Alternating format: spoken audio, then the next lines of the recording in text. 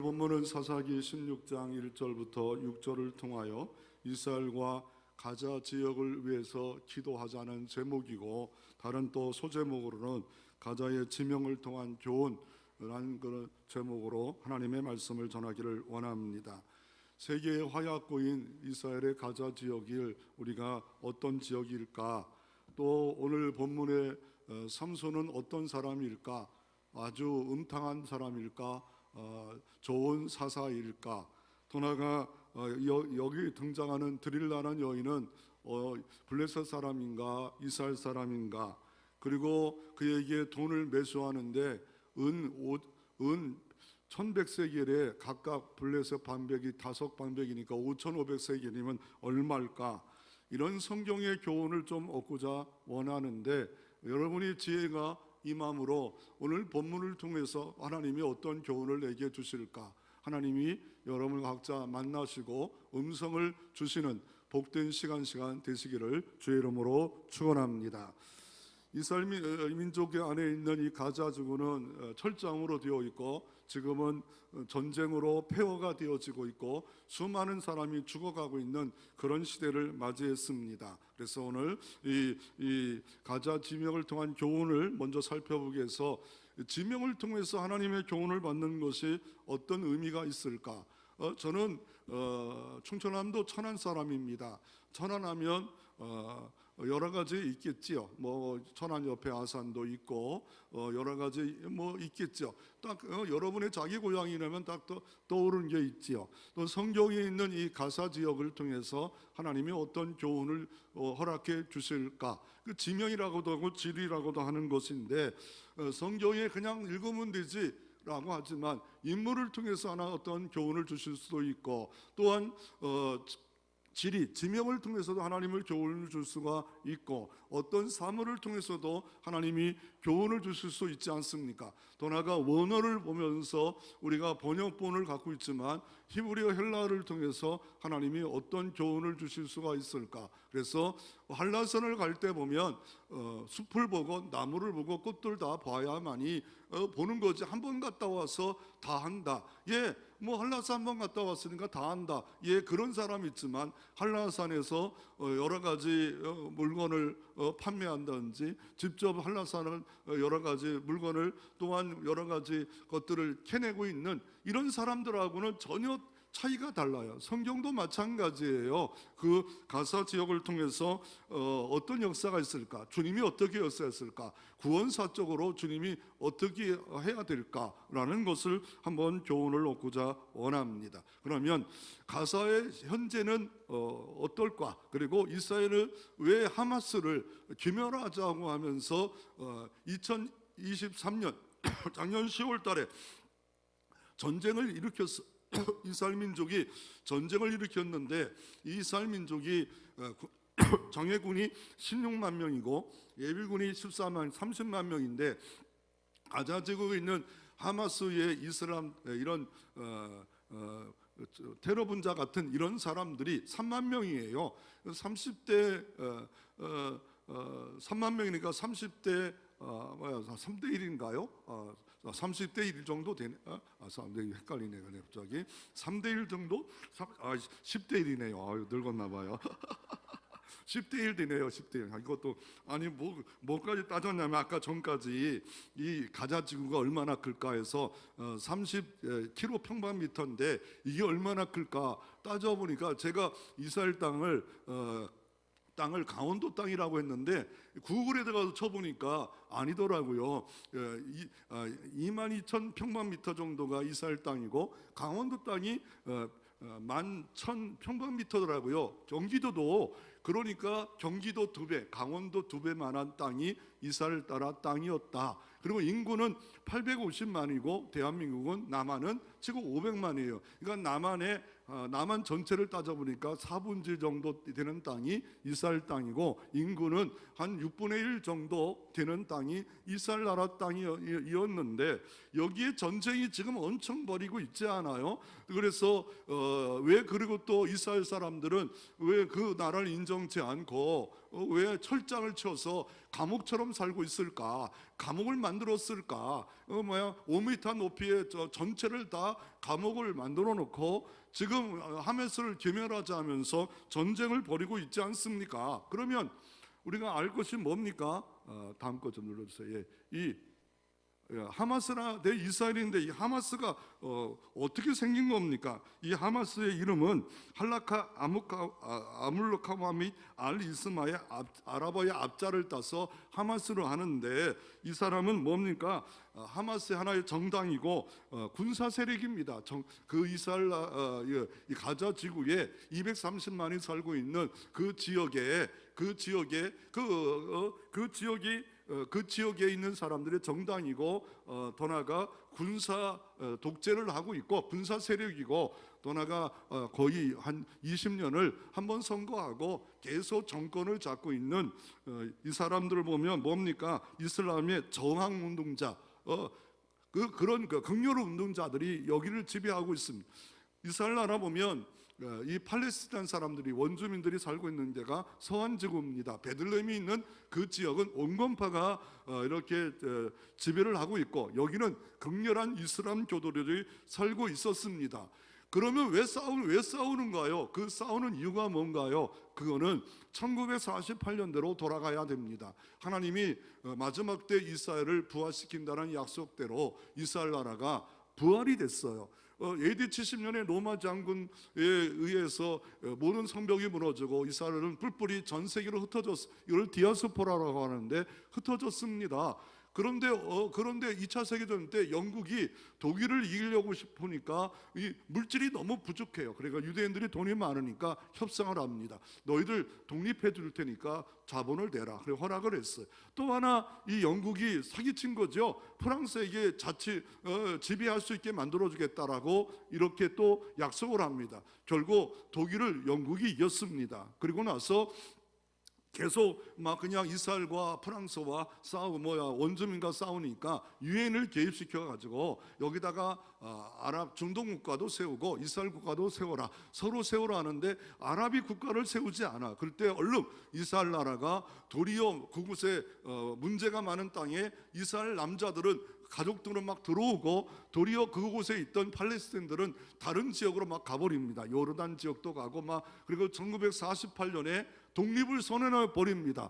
그때부터 이 원주민과 계속 갈등이 생긴 거예요. 그래서 이 하마스에 이스라엘에 그래서 처음에는 거의 팔레스타인 사람들이 주로 많았고, 어느 정도는 80%가 있었고, 그러나 20%가 유대인들이 그냥 찌그려서 유대인가 있지 않은 것처럼 그곳에 살고 있었습니다. 그게 한 2000년 세월이에요. 그러다가 독립에 대한 이야기가 있고 막 그러니까 여기에 대한 열심히 있는 사람이 시오니즘이라고 하나 다 막 돌아오기 시작했어요. 그래서 유엔이 이렇게 싸우지 말고 서한 지구, 베들레헴에 있는 지구하고 남쪽 끝에 있는 이집트와 해안으로 연결한, 바로 이집트와 연결한 이 가자 지구만을 팔레스타인에 살고, 그 이에는 요르단으로 막 엄청난 사람이 요르단 나라로 옮겨갑니다. 그래서 요르단하고 이스라엘하고는 평화가 이룰 수가 없어요.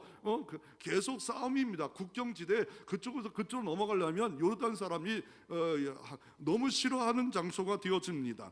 그리고 이렇게 독립을 했지만 1969년에 아랍 중동 연합군들이 6.1 전쟁을 했어요. 안식일 날 전쟁을 일으켰는데 당연히 아랍이 이길 줄 알았어요. 그런데 이스라엘이 이겨버렸어요. 그리고 또 하나 1974년 용키부르 대속젤라 또 한 번 전쟁을 일으킵니다. 또 집니다. 레바논이 또 쳐들어와 또 집니다. 땅을 다 너무 많이 빼앗고서 어떻게 해요?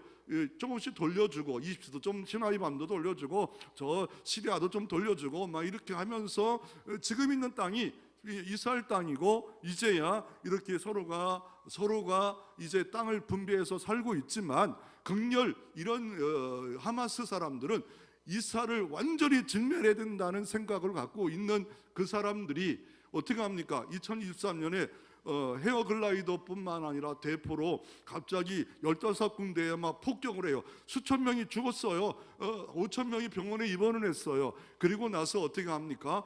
또 포로로 250명을 끌고 가서 이 동물 터널 500km 하는 곳을 어디다 숨겨놓고 있습니다. 그 다 살아있는 가족들이 250명이 포로로 잡혀 있으니까 이게 뭐 화약고 아니겠습니까? 가만히 있을 수 있겠어? 힘 있는 사람이 힘없는 이 하마스가 뭐 아무리 뭐 대포가 뭐 엄청 있고 막 저 이란이 도와주고 이렇게 하고 있잖아. 그리고 옆에 있는 나라들이 이스라엘과 함께 동맹을 맺어요. 그러니까 야, 이거 이래다가는 우리는 하마스는 완전히 진멸될 수밖에 없다는 생각 가운데 이제 대판 싸우고 있는 겁니다. 이제 6개월 지났어요. 그 지역에 우리는 이런 생각합니다. 이거 성경에 블레셋 지역, 다윗과 싸웠던 블레셋 지역이었고 이스라엘과 원수니까 당연히 멸망해야겠다. 아닙니다. 그 가자 지역에 있는 사람들은 원래 팔레스타인에 있는 사람들이 쫓겨나서 남쪽으로 간 것이지 블레셋 사람들이 아니에요. 그런 생각하지 마세요. 우리는 기도할 필요가 있어요. 사랑할 필요가 있어요. 지금 현재는 우리가 뭘 기도합니까? 우리가 북한을 위해서 기도해야 됩니다. 심지어 일본을 위해서도 기도해야 됩니다. 심지어 러시아를 위해서 기도해야 됩니다. 중국을 위해서 기도해야 됩니다. 더 나아가 4월달에 선거가 있지 않아요? 내가 주어는 주권을 가지고 하나님 앞에 바르게 세워질 사람이 어떤 사람인가를 투표로서 우리가 자기의 권리를 나타낼 수 있는 좋은 기회가 되지 않았습니까? 그래서 우리가 현재 해야 할 일은 기도하는 일이에요. 더 나아가 기도만 합니까? 대한민국 지금 위상이 얼마나 커졌는지 경제로는 세계 12위 국가가 됐어요. 국방으로는 6위에서 5위 국가가 됐어요. 그러면 세계에 뭔가 역할이 있지 않아요? 그래서 나라에서는 가자 지구를 향해서 뭐 여러 가지 구호품들을 보낼 수밖에 없지 않을까. 그리고 하마스를 완전하게 진멸한다? 그거 쉽지 않을 거라고 생각이 되어져요. 하나님이 순식간에 그 땅에 긍휼을 베풀어 주셔서 적당한 선에서 평화를 유지할 수 있도록 우리가 기도할 필요가 있습니다. 이게 가자 지구예요. 가자 지구. 그리고 이 가사 지역의 성경에서 지금 성경은 어떤 역사가 지금 성경 시대에는 어떤 역사가 있었는가? 오늘 본문의 성경 시대의 역사에는 블레셋 5개 도시가 있었습니다. 블레셋 5도시 중에 하나가 가사, 아스클론, 또 에글론, 가드, 아스돗. 뭐 다윗이 힘이 없을 때 미친 척으로 하고 이 블레셋 지역에 가드 지역에 내려갔더라. 이걸 모르면 성경의 구약을 몰라요. 그래서 그 가사 지역에 어떤 일이 성경에 있었는가, 성경에 어떤 연관이 있는가에 대해서 하나하나 가사에는 이런 게 있었다라고 머릿속에 딱 떠오른다. 그러면 성경을 아는 사람이에요. 근데 가사 지역에 한 번도 못 들었다, 이런 사람도 있을 수 있습니다. 가사 지역 정말 몰라, 이런 사람이 있을 수. 아니 경주 지역 하면 경주하면 딱 떠오르는 게 있지 않아요? 경주 아니면 천안하면 뭐가 떠올라요? 유관순 여사의 독립기념회요. 이게 떠올라야 되는데 모르는 사람도 있듯이 성경을 전혀 모르면서 이 진리의 말씀을 들으면 이게 눈에 가사가 보여지고 이 가사가 어떤 것인가에 대해서 아는 사람은 우리가 좀 더 깊이 성경을 알고 내가 여기서 교훈을 어떻게 하고 받고 어떻게 신앙생활을 해야 되는가를 알지 않겠습니까? 여러분, 솔로몬이라는 사람은 어떻습니까? 솔로몬, 구약에 등장하는 솔로몬 두 면이 있어요. 어떤 면이 있습니까? 솔로몬 하면 유대인들은 좋기도 하고 나쁘기도 여기 있어요. 랍비들은 왜? 좋은 것도 있고 나쁜 것도 있어요. 왜? 좋은 게 뭔가? 누룩도 마찬가지예요. 좋은 게 있고 나쁜 누룩도 있듯이 양면성이 있듯이 솔로몬 하면 성경을 썼지 않아요. 솔로몬 하면 성전을 줬지 않아요. 그러나 나쁜 건 뭐예요? 우상을 숭배하고 아들 때 나라가 두 쪽이 돼버렸어요. 근데 우리는 솔로몬 하면 지혜의 왕, 이 정도로 알고 있고 더 나아가 어떻게 알고 있어요? 성경을 세 권 쓴 사람, 좋은 것만 본다면 성경을 모르고 있는 겁니다. 그와 마찬가지로 가사 지역이 지금 막 블레셋 무조건 우리도 직면해야 한다는 이런 기독교인이 있다면 우리는 다시 한번 그게 아니라 기도의 장소고 사랑의 장소고 우리도 보급품을 필수 생활품이라도 전달해줘서 인권을 살려야 된다는 이런 생각을 갖고 있을 필요가 있습니다.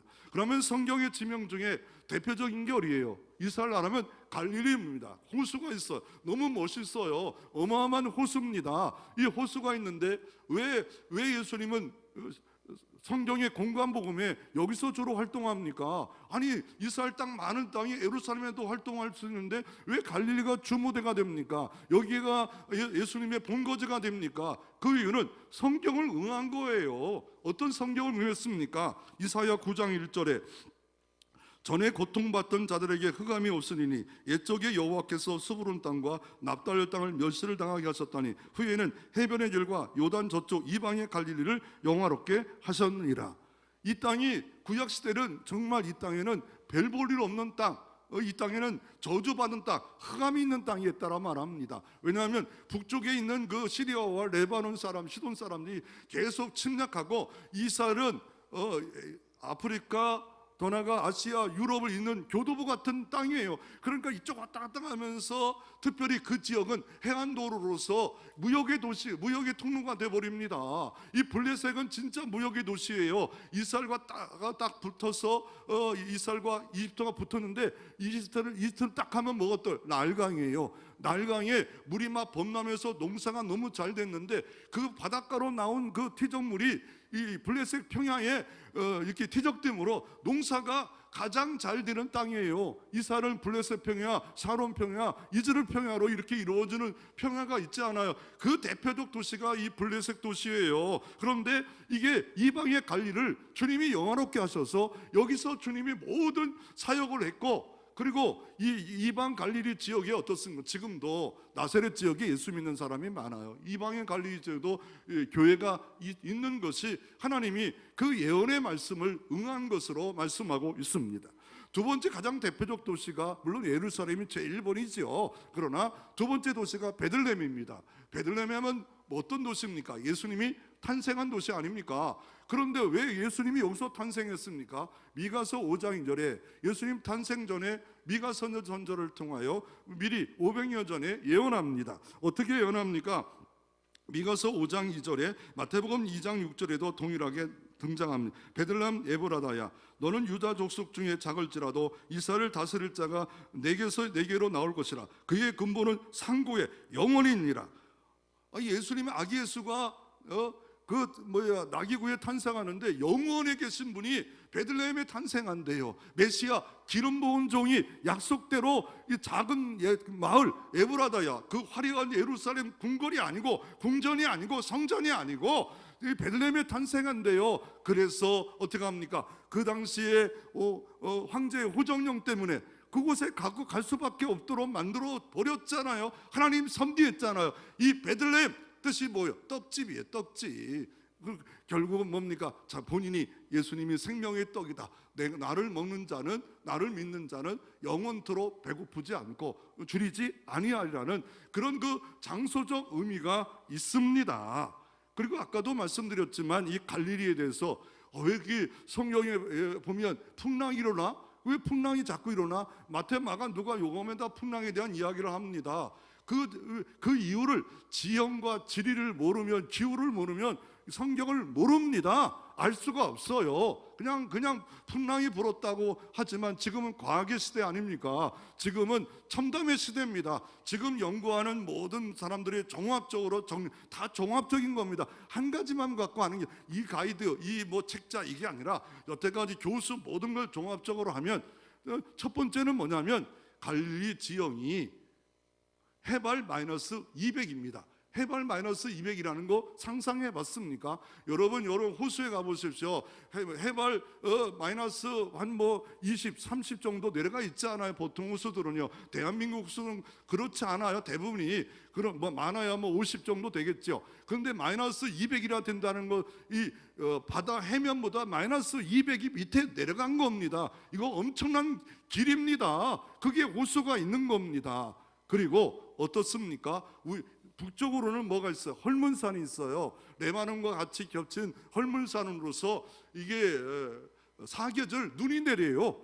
눈이 내려서 스키 타려면 헐문산을 가야 됩니다. 거기에 있는 그 물이 녹아서 단지역에, 북쪽 단지역은 어떻습니까? 막 식물과 갈대도 막 3m 자라나고 어마어마하게 막 그냥 너무너무 이 갈릴리 위쪽은 아주 바산의 암소처럼 너무너무 물된 동산처럼 너무 좋아요. 그래서 그 헐문산 주변에 이 찬 공기가 이렇게 흘러내려요. 그리고 어때요? 지금쯤 4월쯤 되면 이 함심이라고 해가지고 따뜻한 바람이 막 불어요. 따뜻한 바람이 막 불어서 이 계곡을 타고 저쪽 광야에서 막 불어가지고 들어와요. 더 나아가 지중해에서도 따뜻한 바람이 바닷가에서, 바닷가에 있는 도시장 이스라엘 아닙니까? 계곡을 타고 들어와서 만나면 이게 공기와 200m 떨어진 이 호수의 물과 온도 차이, 압력 차이, 그러니까 핑 도는 거예요. 그래서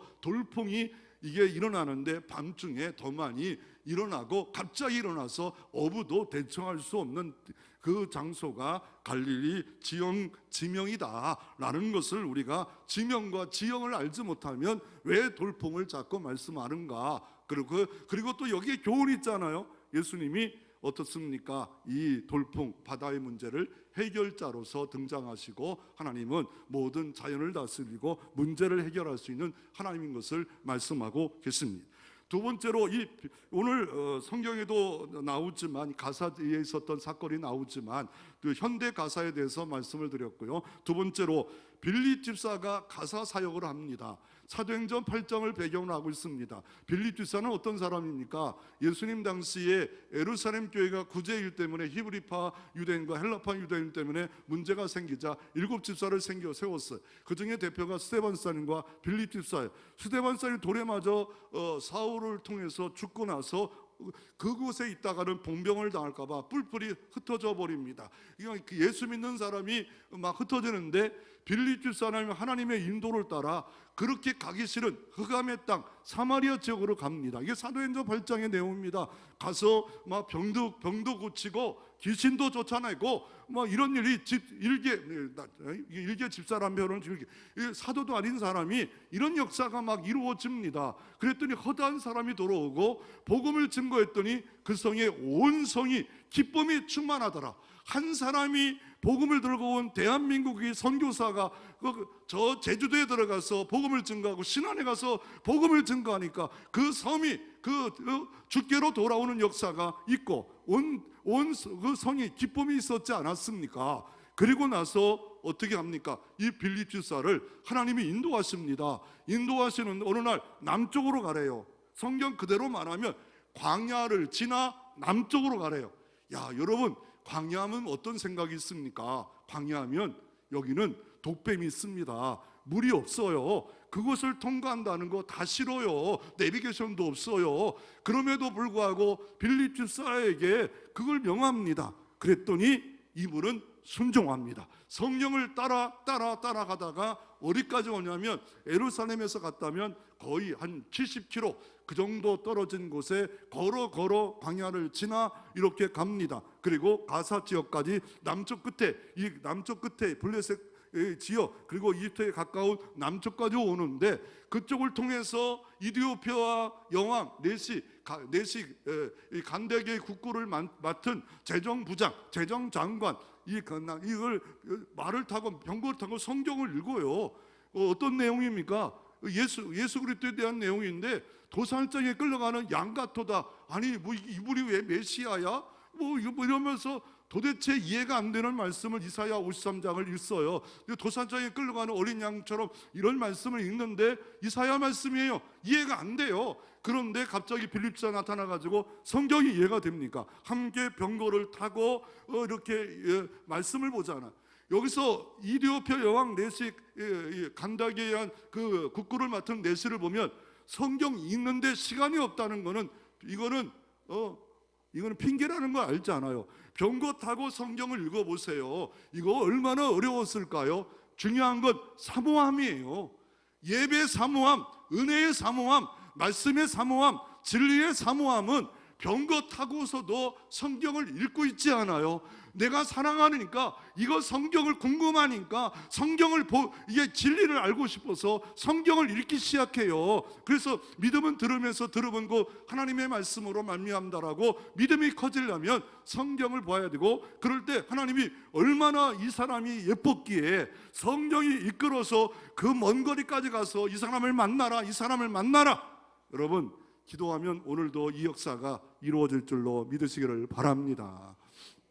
그리고 나서 어떻게 합니까? 그리고 나서 어떻게 합니까? 이곳에서 복음을 듣게 하고, 복음이 뭐예요? 복음이 예수 그리스도가 너의 죄 때문에 죽었고 십자가에 대못을 박았고 너의 죽은 지 사흘 만에 너와 함께 부활했다. 너도 영생 부활할 죽음을 이길 수. 이 복음을 듣고 그 자리에서 세례를 받아요. 아니 세례를 받으려면 보통 우리는 뭐 물 찍어서 바른다 하지만 성경에 거의 보면 요단강에서 예수님이 물속에 들어갔다 나왔다 해서 침례일 수도 있어요. 그러나 물로 이렇게 한다고 해서 문제가 없어요. 침례만 구원이 있다면 문제가 있지만 물로 바티주란 말은 물에 빠진다, 물을 튀긴다 다 있기 때문에 우리가 침례할 수 있으면 침례도 괜찮은 거예요. 나쁜 거 없어요. 그러니까 이 침례가 있을 수 있을까? 나도 몰랐는데 가사 지역을 연구하다 보니까 그 가사 지역 현장에 저렇게 무릉덩이가 있대요. 저 사람 뭐 하고 있어요? 수영하고 있어요. 그러니까 얼마든지 물속에 들어갔다가 나올 만한 깨끗한 물이 이 가사 지역에 있다는 거예요. 그래서 성경 공부 못하면 저기다 이렇게 빌립 집사의 전도한 내용으로 그 편말이 있고 이렇게 가사 지역에 물이 나오는 것도 있었구나. 어떻게 세례를 줬을까? 아니 미리 빌립이 다 준비하고 물을 준비하고 왔을까?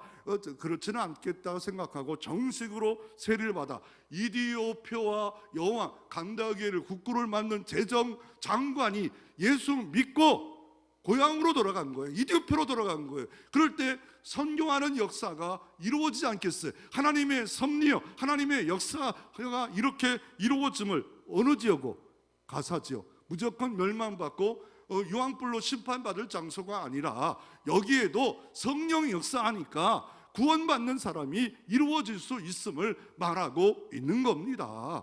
그러면 오늘 본문에서 가사에도 성령이 역사하는 곳인데 삼손이 등장해요. 이 삼손에 대한 오해가 성경 꽤나 아는 사람들은 두 가지 오해로 싸웁니다. 대부분의 모든 분들은 삼손은 방탕하로 말합니다. 삼손은 사자도 아니었다, 사자도 겨우 끝에 사다 이렇게까지 비하시키는 이런 이야기를 합니다. 그런데 문제가 뭐냐면 히브리서의 13장 24절에 보면 이 사사 12명을 기록하며 기드온, 입다, 삼손 이런 사람이 믿음의 사람이 등장해요. 그리고 환난을 이겼다, 시험을 이겼다 막 이러면서 기록됐단 말이에요. 그러면 믿음의 사람이라고 히브리서 쓴 성령께서 그렇게 하고 있는데 이 사람을 완전히 정말 쓰레기 같은 여자만 밝히는 이런 사람 이렇게만 취급했다가는 문제가 있잖아요. 그러면 좀 끄덕이라도 해봐요. 저도 이것 때문에 털 빠져요. 머리털 빠져요. 아무리 봐도 이거는 아니다는 생각이 들어요. 그렇다고 대단한 영적 거인이다. 또 그렇게 보기는 좀 어려워요. 왜냐하면 이 내용을 보면 어떻습니까? 이 내용을 보면 사사기 13장부터 이 삼손에 대한 이야기가 등장합니다.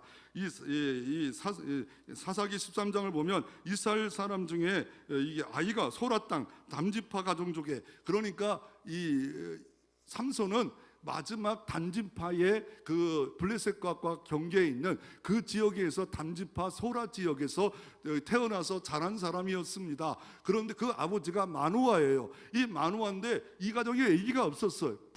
불임했어요. 그런데 그 부인이 정말 은혜가 많은 것 같아요. 하나님께 기도해요. 그랬더니 아이를 주겠대요. 그 여인에게 하나님 음성을 들려줘. 보통 그 당시에 마누아에게 음성을 들려주는데, 그런데 하나님이 또 구체적으로 말을 해요.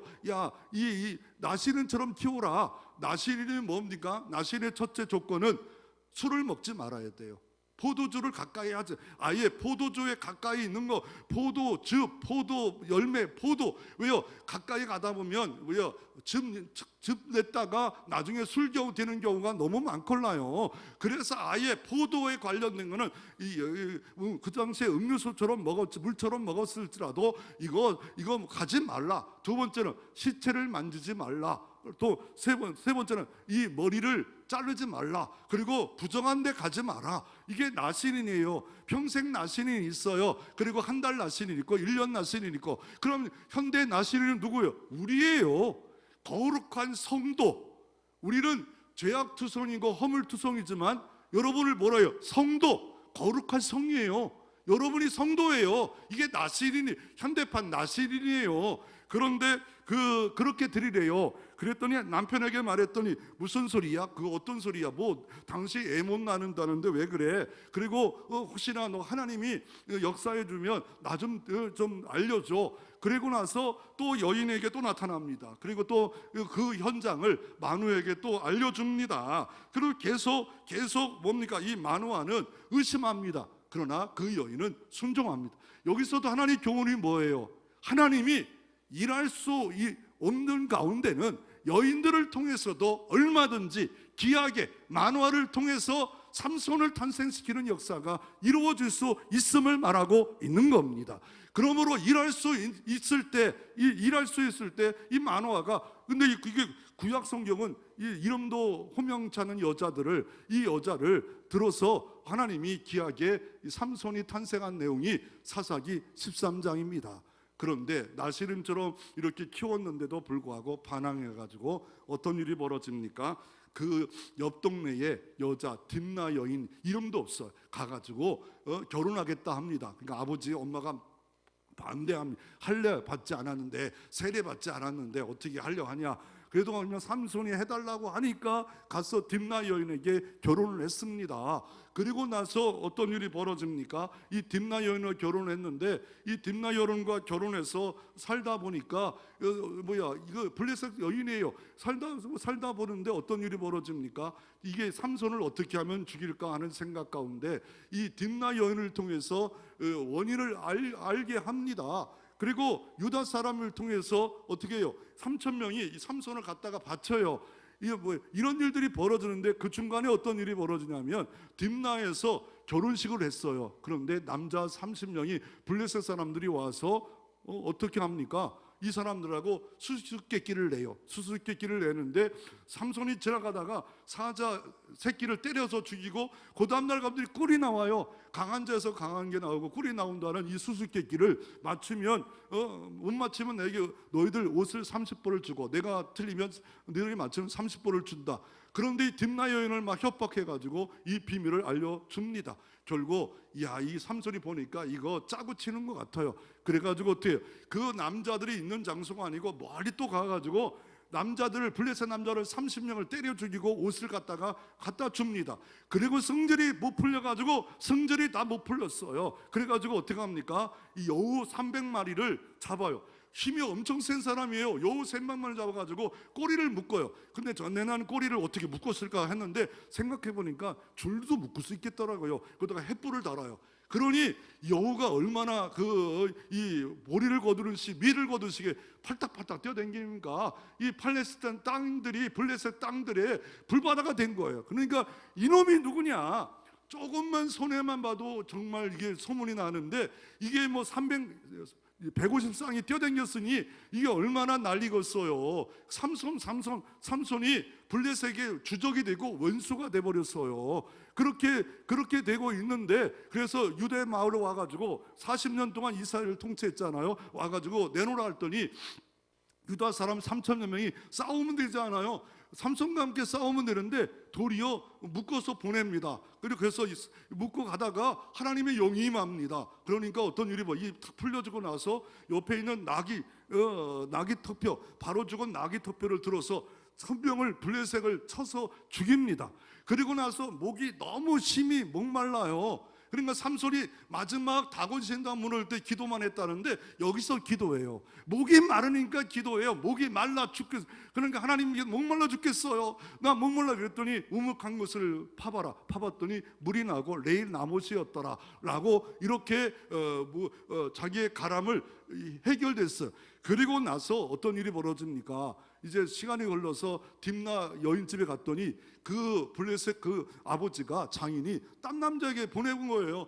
화딱지가 난 거예요. 화딱지가 나서 어떻게 합니까? 화딱지가 나서 참을 수가 없어요. 그게 어림인가? 이 사사기 14장 15장 그런 내용으로 오늘 본문에 이렇게 기록되어 있습니다. 그리고 이제 사사기 16장에 기록된 겁니다. 사사기 16장 1절을 보십시오. 삼손이 가사에 가서 거기 한 기생을 보고 그에게 들어갔더니 딥나 여인과 헤어지고 마음에 상심이 있는지 기생집에 가요. 그러니까 이 사람은 약점 많잖아요. 아니 이 성도가, 아니 또 더 나아가 목사라고 합시다. 목사가 기생집에 들어가서 뭐 했다는 거예요? 놀았다는 거 아니겠습니까? 그리고 가사 사람들이 다 소문이 나버렸어요. 아주 담대한 인간이에요. 그래가지고 어떻게 합니까?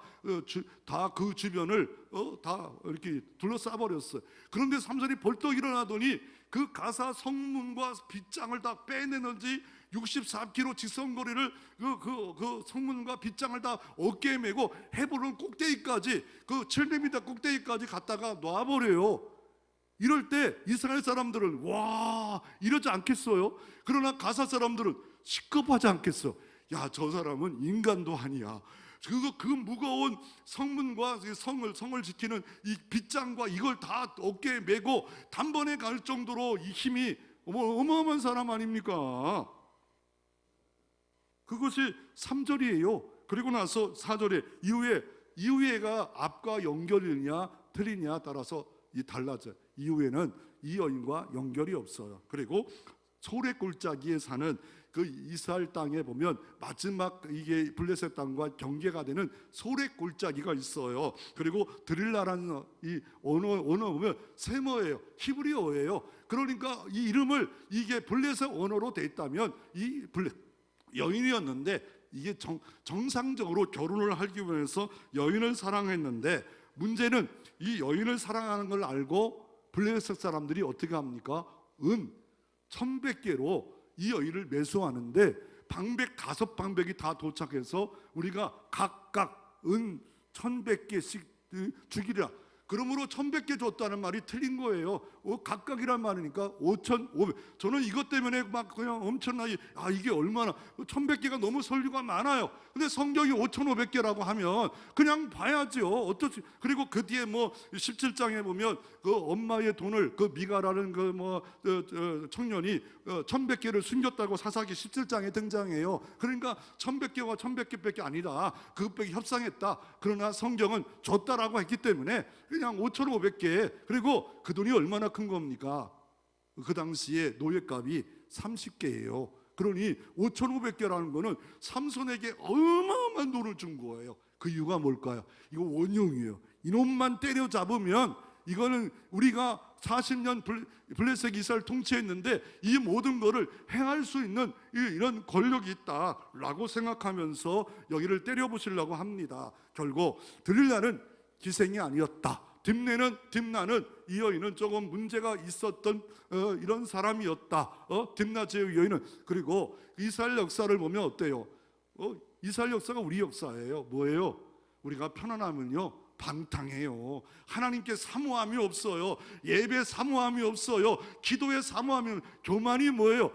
기도하지 않는 게 교만이에요. 내가 다 할 수 있다는데 내가 기도하지 않아도 내 가정, 내 자녀 다 될 수 있다. 이게 교만이에요. 이게 오만이에요. 삼손이 그런 모습이 있어요. 그냥 절망스러운 문제만 있을 때만 기도하는 모습이 있지 않아요. 우리와 똑같아요. 편안하니까 방탕해요. 그러니까 어떻게 해요? 하나님이 어떻게 해요? 고난을 줘요. 블레셋을 쳐요. 미디안을 들어서 쳐요. 그러니까 그제서야 천부의 의지 없어 손들고 옵니다. 이게 사사기 12사사의 모든 모습이에요. 똑같은 현대판 모습이에요. 우리들의 모습이에요. 삼손이 우리의 모습이에요. 삼손처럼 은혜가 충만하면 막 싸우려고 하고 있고 하나님의 일을 하려고 했다가 또 시험 들어요. 이 모양 저 모양 시험 마기가 섭섭하다 뭐하다 이러서 넘어뜨리는 역사가 지금도 언제든지 어느 때든지 삼손을 넘어뜨렸는데, 우리도 나시른처럼 구별된 삶을 살고 있는 그 사람도 넘어뜨렸는데 우리를 얼마든지 넘어뜨릴 수 있다는 교훈을 얻을 수가 있지 않겠습니까?